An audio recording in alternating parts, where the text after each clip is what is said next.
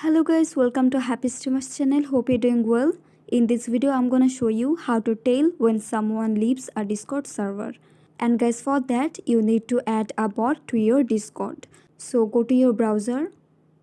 Now tap on the search bar and search me6.xyz.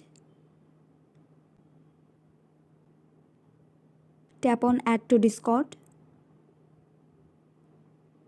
Now select the server where you want to add the bot. Now tap on welcome and goodbye enable. Tap on active welcome and goodbye. Now enable the options send a message when a user leaves the server.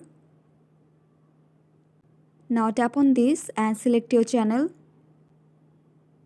And here you can set the goodbye message.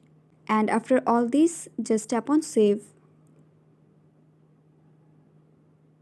And now if someone leaves your server, then you will get a notification code. So guys, that's it. That's how you can do it. So guys, I hope this video was helpful to you. If it was, then please give a thumbs up and hit the subscribe button. And thanks for watching the video.